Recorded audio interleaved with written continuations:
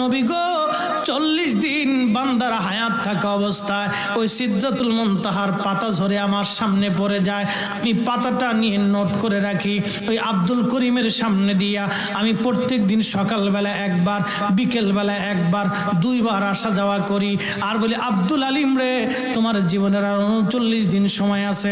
আব্দুল আলিম রে, তোমার জীবনে 38 দিন আছে, তোমার জীবনে 37 দিন আছে, তোমার জীবনে 30 দিন আছে, তোমার জীবনে 25 দিন আছে, তোমার জীবনে 15 দিন আছে, তোমার জীবনে 7 দিন আছে, তোমার জীবনে আর 1 দিন সময় আছে। হুজুর, যার তওবা করার সে তওবা করে নেয়, তার বুলন্দ নসিব। যার বদনসিব সে তওবা করার সুযোগ পায় না।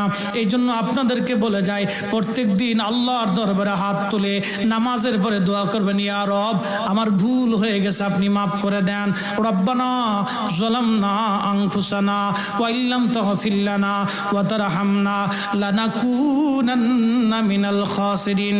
কারণ জোহরের নামাজে দোয়া করছেন, আসরের নামাজের সময় আর নাও পাইতে পারেন, আসরে দোয়া করছেন, মাগরিবের সময় না আসতে পারে, মাগরিবে তওবা করছেন, এশায়ের সময় নাও আসতে পারে, এশাই তওবা করছেন, ফজরে নাও সময় আসতে পারে।